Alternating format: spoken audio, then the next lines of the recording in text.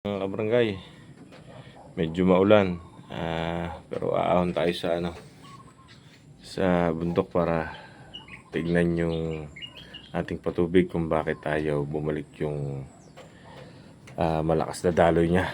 So either may sira or may bara. So, sasama ko kayo para makita nyo kung paano at gaano kalayo ang inaahon doon. See you later mga kabarangay. So mula dito, may maghahatid sa atin sa taas, doon sa bundok, habal-habal.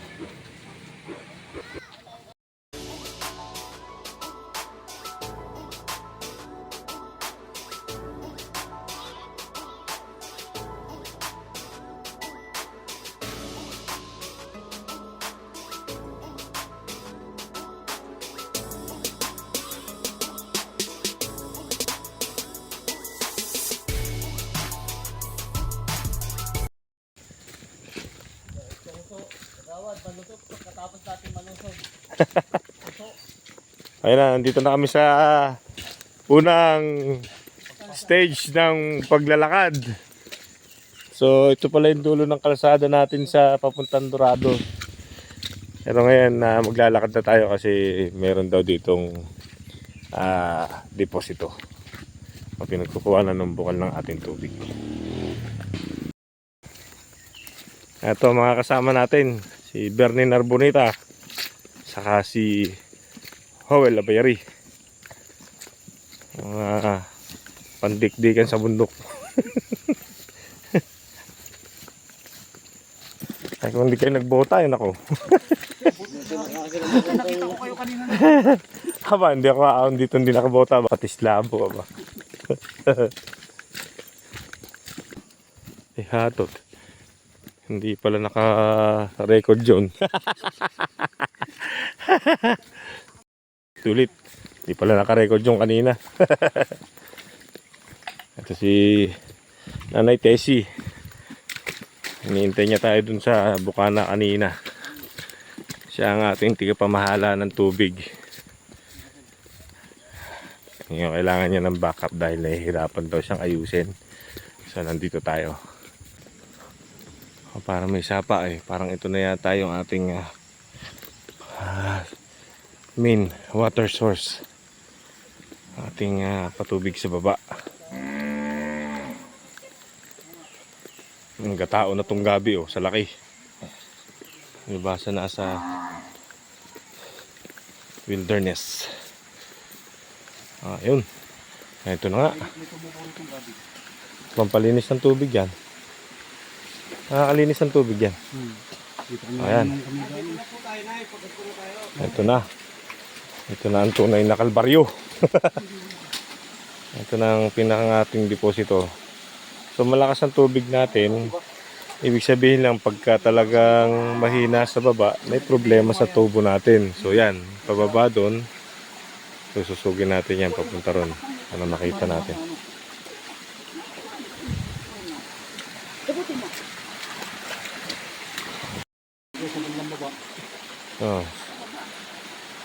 So malakas dito, malinis ang ano natin, ang deposito. May ganyan.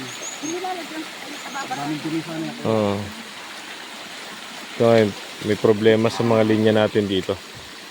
Pababa tayo, pababa dun. Susugin natin. Okay, let's go. Sige na, kayo na una.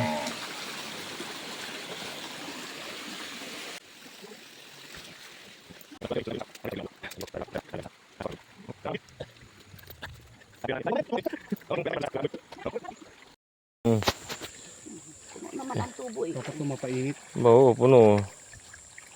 Para may pasok. Pares ba yan? Pares na sukat? Pares na sukat At didos pares yan? Hindi pa pasok. Papainitin. Hindi papasok. Para pumasok. Hindi, baakan. Parang wala tayong baakan mo na lang pag para salpakan. Sisingawan Okay, tapos na ang unang istasyon. Sugod mga kapatid. Gutom na ba kayo? 9:30 pa lang. Malalim, malalim. Ito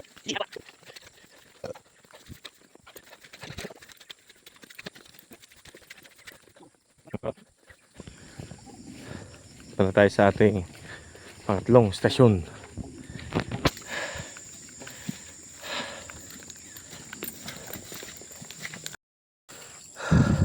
Ayan o. May isa pa. Mahina pa rin yun.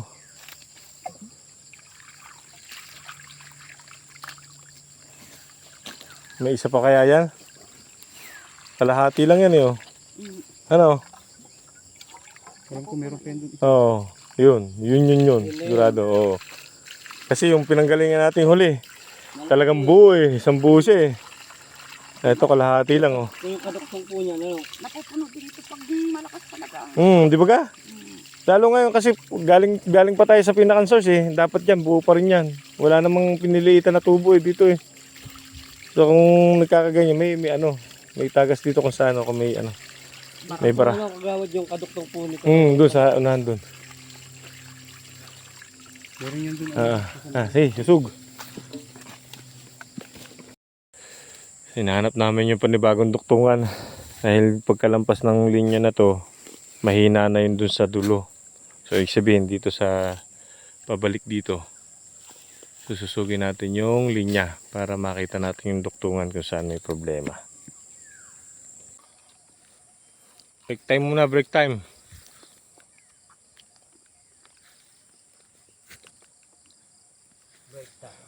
Tanawin yun. Nandito kami sa bundok ng Tralala. Nagsususog ng tubig. Mahina na dito kaya ayan. Binalikan yung sa main source natin para malaman kung may bara ba dun sa unang-una. Okay, kung bumalik na siya sa normal. Malakas lang sirit ng tubig. Kanina ay medyo kalahati yan eh. Ngayon eh, mukhang nakita na natin ang tunay na problema kung bakit mahina ang tubig sa baba. Sana eh, etong linya na to pababa wala nang problema para at least tapos na tayo. Sa tanghalian muna. Mukhang tapos na yung aming gawain. Kakain muna kami. Pero sususugin pa namin yung pababa dun hanggang dun sa deposito natin para sigurado. For the meantime, kain muna tayo. Ginataang kabayo.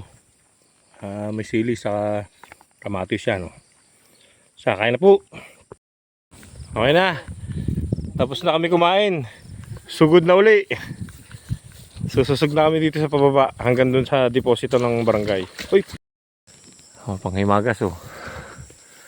Merong bayabas. Ayun. Lintik ang hantik. Ito pala oh, mababa. Ayan oh. Dessert natin after ng ating tanghalian. Very fresh. Natural na natural, walang halong kemikal. Next station. Medyo may duktungan dito ang sira kaya inaayos na rin natin dito. Ayan na. So, mukhang okay na to. Malakas na talaga hanggang dito. Hopefully hanggang deposito natin ganyan kalakas ng tubig para bukas ng umaga meron na tayong normal na patubig uli. Galing sa barangay. Next station, Cubao. Susunod na stasyon, Cubao. So simula dito, bakal na daw. Hanggang doon sa ating deposito. Ito daw ipanahon pa ng Kapitan Tikyo Isorena. Shout out sa mga relatives at pamilya ni Kapitan Tikyo. Hanggang ngayon naman napapakinabangan pa yung kanyang project sa ating barangay. Shout out sa inyo. Mula dito tanaw na natin ang lawa. So medyo sa kalahatian na siguro tayo. Mula dun sa ating deposito sa taas at taas dito sa deposito natin sa may baba.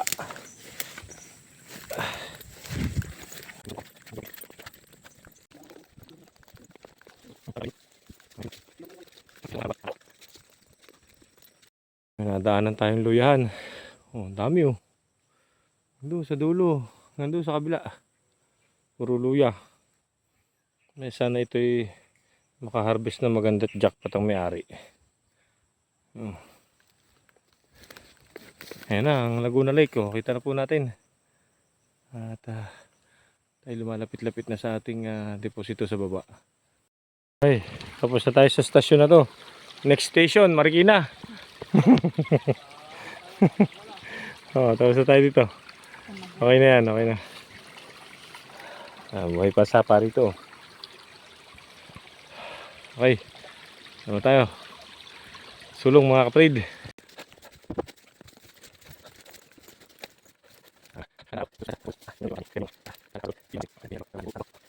Oh, yun na. Kalagitnaan na tayo ng ating sinususog. Dito nyo naman, masukal na siya. Wala na siyang daan na tao. Doon po sa ating mga kabarangay na umaasa din naman sa patubig ng ating galing sa ating bukal. Minsan siguro magkaroon din ng konting konsiderasyon sa mga nag-aayos ng ating tubig, kasi hindi ho talaga ganun kadali. Lalo ngayon magtatag-ulan na, hindi ho kalsada ang pinagsususugan natin ng patubig. O tingnan nyo, nasa kalahati ng katawan ni nanay yung damo na nilalakaran. O sabihin, hindi po siya kalsada na titingnan mo lang. Hindi ho, sususug ho tayo sa sapa, sususug tayo sa damuhan. Hindi ho ganun kadali. Kaya pag tayo nawalan ng tubig, inaayos ng ating mga tigapamahala, konting pasensya din kasi mahirap po talaga mag-ayos ng ating patubig. Ayan, ito na. Lalo ito, tignan nyo ha. Tignan nyo kung gaano siya kasukal. Papakita ko sa inyo.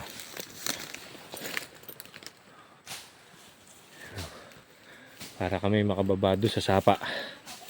Nagtatabas pa sila para kami magkaroon ng landas. Kasi mahirap po na may laktawan kasi baka mamaya walang yung antik baga na lalaki.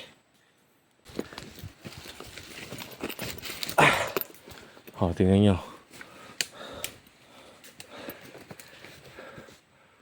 Ayan o. Gaano kalalaki ang antik baga o. Masakit mga gat yan. Ayan o. Aba. Kaya konting pasensya sa mga nag-aayos ng ating patubig dahil hindi ho ganun kadali. Peace. Shoutout po sa ating mga kabarangay.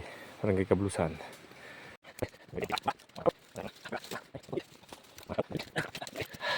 Pang National Geographic na to. Hindi na to pang barangay. Talaga sukal na Berne. Aba.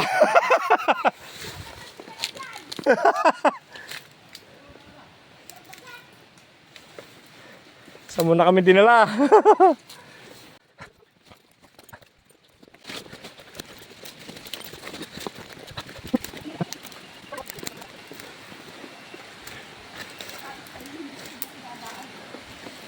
Ano? Tama? Ha?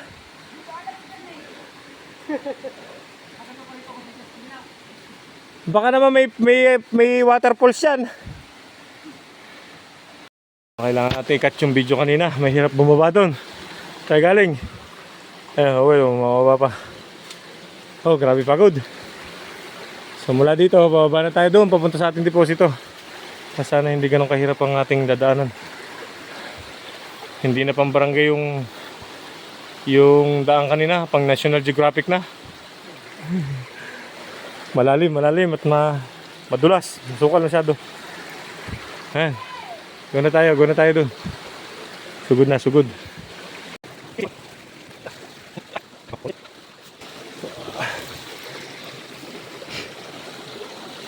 So, lalasan pagka may sira tayo sa tubig, Ang gumagawa nito mag-isa si Nanay Tessie.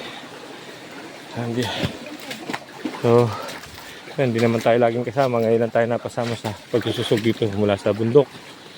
So, kadalasan sila po ang o siya mag-isa ang nagsususog ng ating patubig.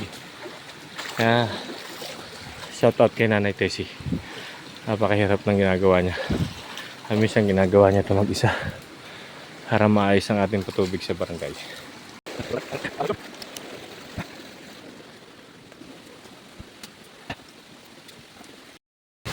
Ito na yung kaduktong ng ating tubo. Grabe ang lugar na to. Ayan lugar na yan. Grabe. Talagang medyo masukal siya. Medyo mahirap ang sinusog nating sinusog natin na tubo. Ayan. Pero alam mo, shoutout din sa gumawang unan nito ha. Napakahirap niya. Paano nila nailatag yung tubo dito. Talagang napakahirap. Susugin pa natin yan. Banda dyan. Andyan na yung deposito natin. Dito sa may pakaliwa dito. Ay. Okay. Team na uli. Tapos na ang ilog. Balik na tayo sa sukulan. Ito na yung tubo. Parang ito natapos nito, deposito na natin. Susugta tayo dito. Punta tayo sa katotohanan. Sa oras na. Simula dun sa aming kinainan hanggang dito. 1 oras at kalahati. Ilog sa mga kawayan-kawayanan. Medyo nakapagod din naman. Ayan na yung tubo natin. Susug na uli natin. Maganda naman ang tubig niya. Maganda ang tunog sa tubo. Kaya na tayo sa duksungan sa kabila. Isip natin ulit.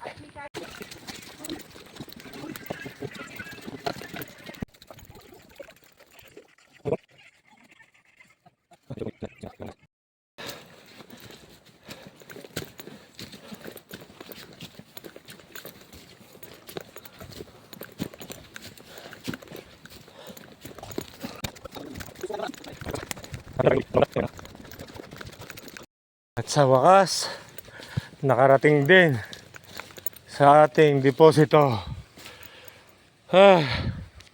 Grabe. Ay. Yun, maganda ang tunog. Ang lakas ng tubig. Yun.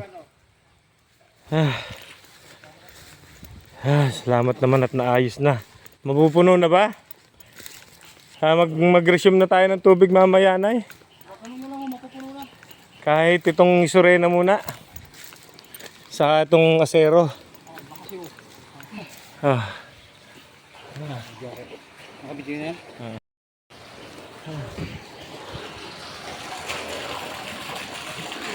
So ayan, kita nyo naman sa didos na tubo. Buong buo naman yung tubig na lumalabas. Maganda ang resulta ng pag-repair natin dyan.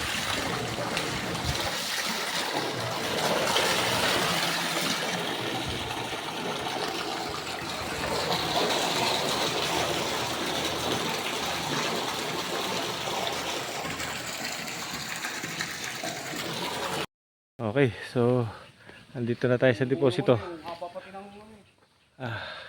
Malakas ang tubig. So yung didos na tubo, normally hindi siya nabubuo talaga paglabas ng tubig niya, pero ngayon talagang buong buo siya. So mamaya makakapag-resume na tayo ng tubig sa barangay. Okay, hanggang dito na lang mga barangay. Pagod na pagod, masaktan paa. Asan ang buko? Okay. Tapos na, mission accomplished na kami. Maraming salamat kay Nanay Tessie, kay Bernie Narbonita, saka dun kay Howell, yun, nandun. Mission accomplished. At sa susunod na lang Kaya pagka kayo may konting reklamo sa patubig, panuorin nyo tong video na to para at least may idea kayo kung paano ginagawa, paano inaayos yan, ha? Maraming salamat po mga kabarangay. Peace!